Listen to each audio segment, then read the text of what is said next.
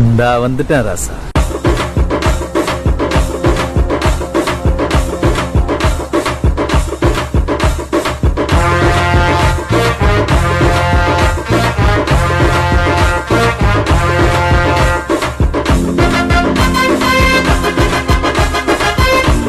கோவாங்கும்போது நம்ம beach, party, disco இந்த மாதிரிலாம் நினச்சிட்ருப்போம்.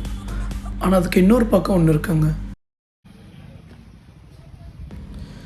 தூத்சாகர் பார்க்கடல் அருவின்னு சொல்லுவாங்க. இது கோவா கர்நாடகா பார்டரில் இருக்குங்க.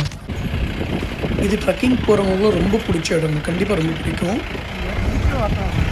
இந்த இடத்துக்கு நீங்கள் போகணும் அப்படின்னாக்கா கண்டிப்பாக ஒரு சில விஷயம் பண்ணியே ஆகணுங்க. அப்படி பண்ணால் தான் உங்களால் ஃபுல்லாக என்ஜாய் பண்ண முடியும்.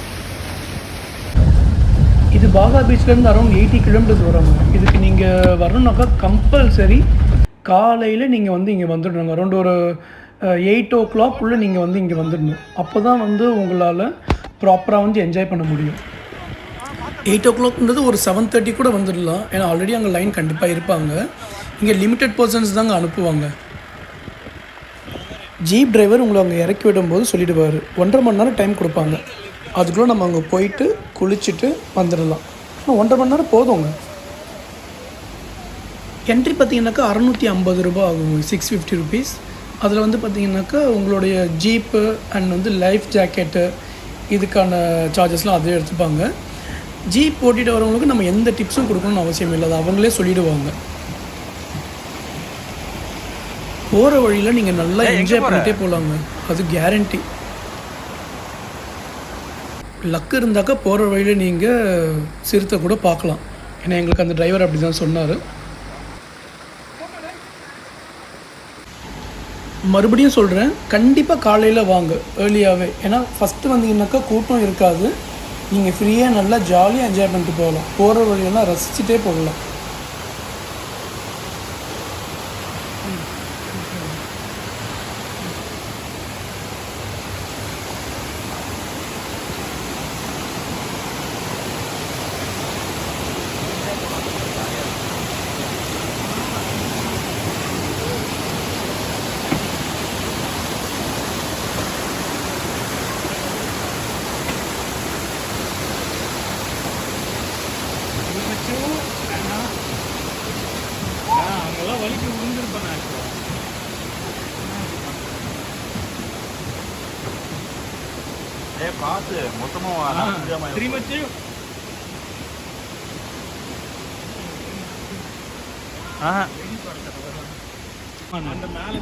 ஒரு ஸ்பாட் வந்த உடனே தூரத்தில் தெரிய ஆரம்பிச்சதுங்க, சத்தம் கேட்டது. நம்ம தூரத்தில் இருந்தே பார்க்கலாம் அந்த அருவி கொட்டுறது, அவ்வளோ சூப்பராக இருக்குங்க. அங்கே போகும்போது அங்கே அருவிக்கு நடுவில் ட்ரெயின் வந்தது. ஸோ அந்த நேரம் இன்னும் சூப்பராக இருக்கும், அது பார்க்குறதுக்கே ரொம்ப அழகாக இருக்கும்.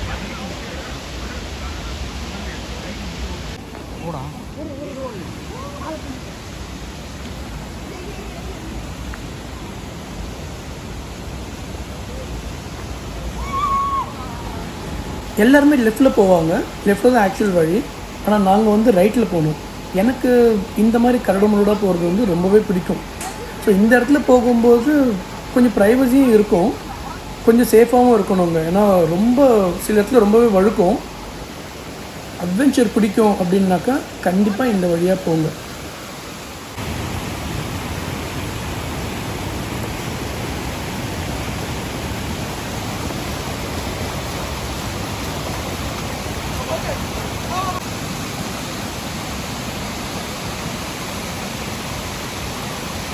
லைஃப் ஜாக்கெட் கம்பல்சரி போட்டுக்கோங்க. இன்கேஸ் வந்து கீழே விழுந்தீங்க அப்படின்னா கூட அடி கொஞ்சம் கம்மியாக படுறதுக்கு வாய்ப்பு இருக்குது.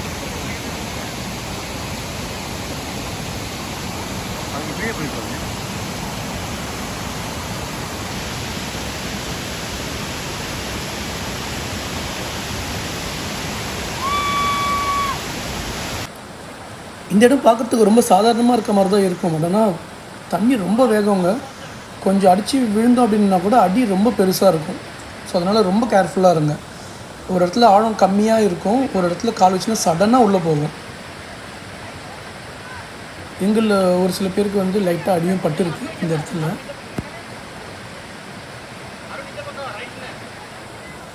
அங்கே என்ன நடக்குதுன்னே தெரியாமல் பாருங்கள். முன்னாடி ஒருத்தன் இருக்கான் கண்ணாடி போட்டு, என்ன பண்ணுற பாருங்க லூசு மாதிரி.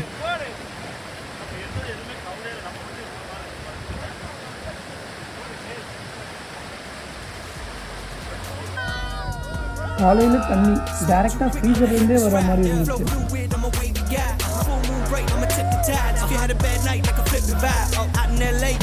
தண்ணியான செம்ம ஆழங்க. கண்டிப்பாக நீங்கள் வந்து அந்த லைஃப் ஜாக்கெட் போட்டு தான் ஆகணும். உங்களுக்கு நீச்சல் தெரிஞ்சாலுமே லைஃப் ஜாக்கெட் போட்டுக்கோங்க, ரொம்ப நல்லது. நடுவில் பாறையும் இருக்குது, அதுக்கு ஏற்ற மாதிரி ஸ்விம் பண்ணுங்க.